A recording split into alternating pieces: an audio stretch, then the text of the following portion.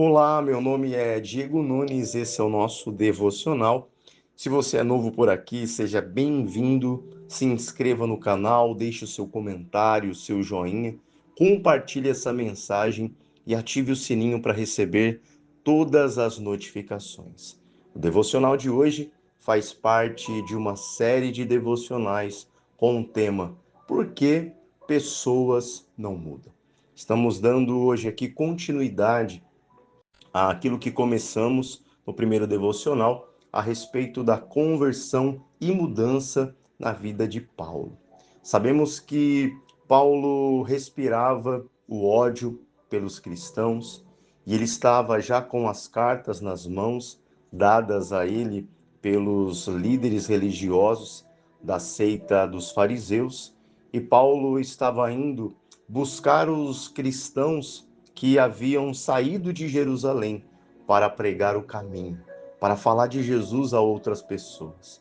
E no caminho de Damasco, uma forte luz para Paulo. Uma forte luz deixa os seus olhos sem enxergar nada. Simplesmente ele precisa usar um outro sentido, o sentido da audição, aonde Cristo disse: Saulo, Saulo, por que você me persegue?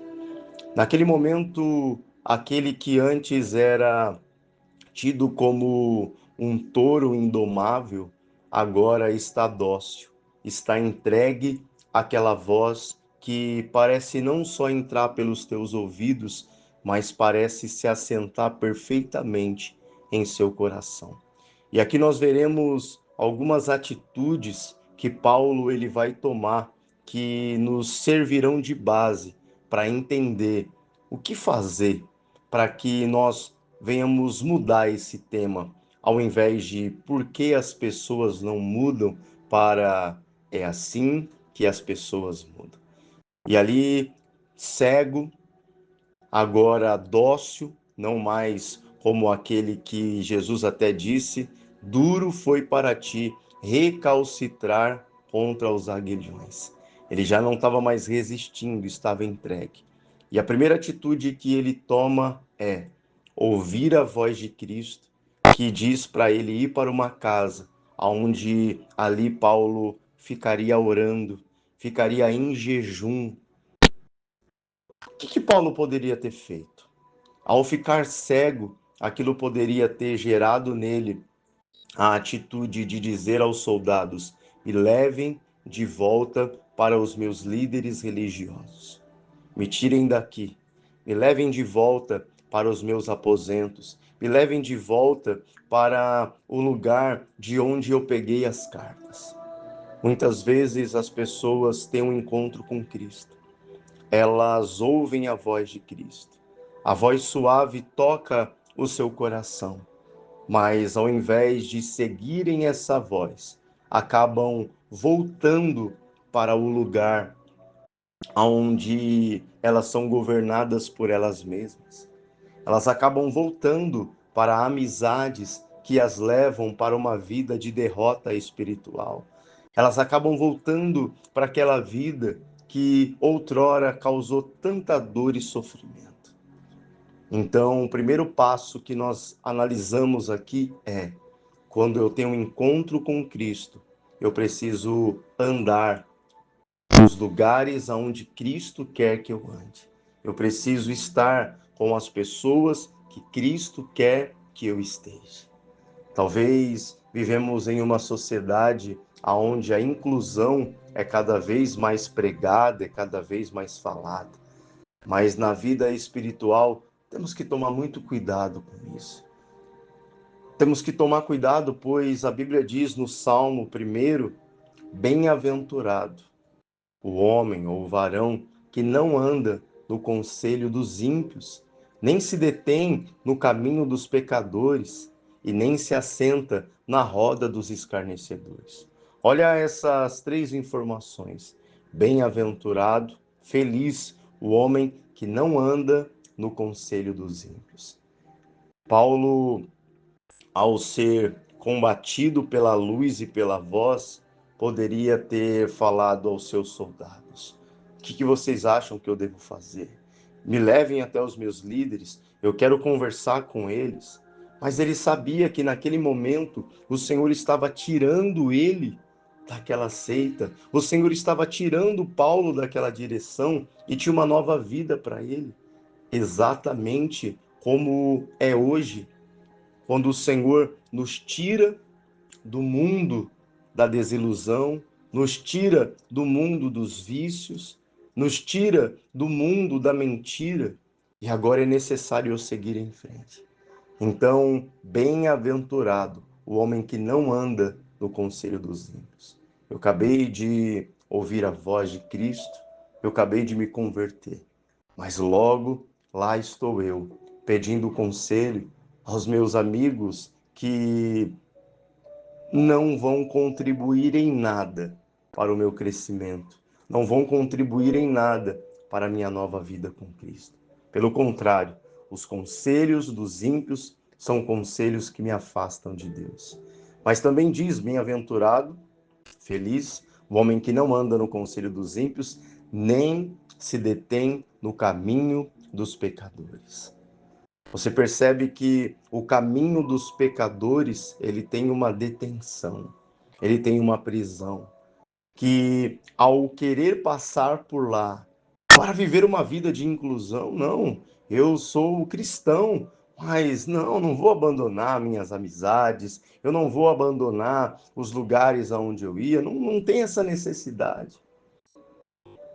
Muitas pessoas que estão tanto tempo com Cristo, firmes, ao visitar antigos lugares, acabam tendo recaídas, acabam tropeçando nas memórias do passado. Imagina aquele que acabou de ter um encontro, aquele cristão que ainda não tem raízes em Cristo, como ele ficaria diante do passado? Como ele ficaria se encarasse de perto o passado? Então, vemos que não ando no conselho dos ímpios, não me detenho no caminho dos pecadores e não me assento na roda dos escarnecedores.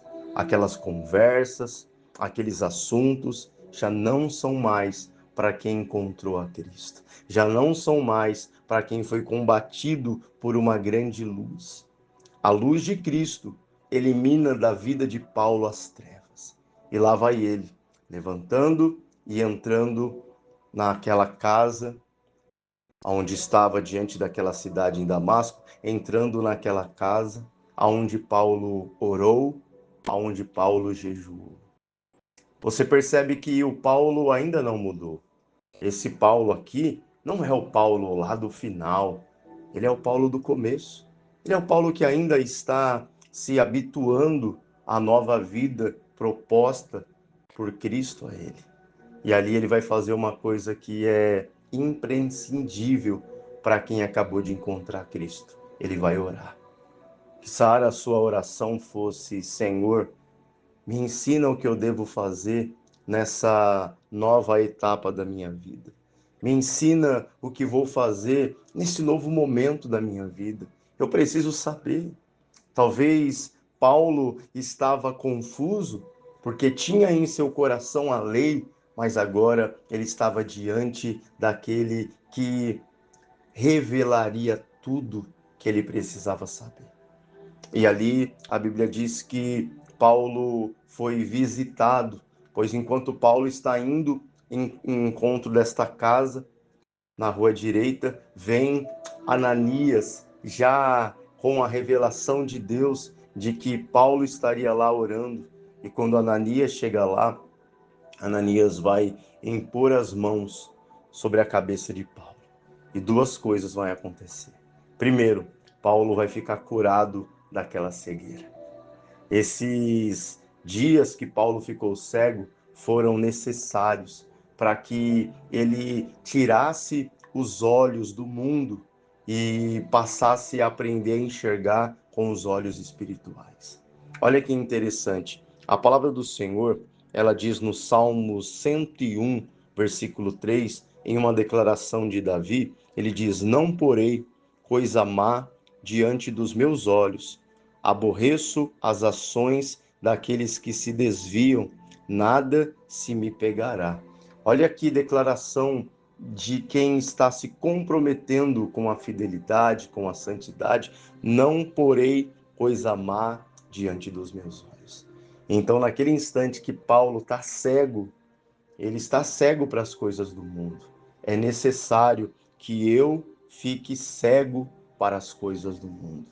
Lá vem aquilo que me instiga do outro lado da rua, lá vem aquilo que me provoca no Instagram, no Facebook, nas redes sociais, aqui no YouTube, e eu preciso me desviar. E eu preciso desviar os meus olhos. Eu preciso tirar os meus olhos daquilo que vai me sugar, daquilo que vai trazer para perto para me destruir. Você sabe que num ataque de uma serpente é exatamente o que a serpente faz. Você fala, por que aquele animal, diante da serpente, ele não correu, ele ficou ali parado? Porque a serpente hipnotizou ele. Então, essa série ela não vai acabar aqui. Temos muito e muito ainda a entender a respeito dessa nova vida com Cristo. Mas eu quero deixar você hoje com essas informações. Pensa nisso. Será que eu estou cego para o mundo? Será que eu estou preparado para a nova vida com Cristo? Tem orado por isso? Então, que o seu coração hoje possa entender. Aquele mundo que você saiu, ela não pertence mais a você. Cristo tem um novo caminho, uma nova vida para você. Caminho esse que te conduzirá ao céu. Deus te abençoe. Fique com Deus e até o próximo devocional.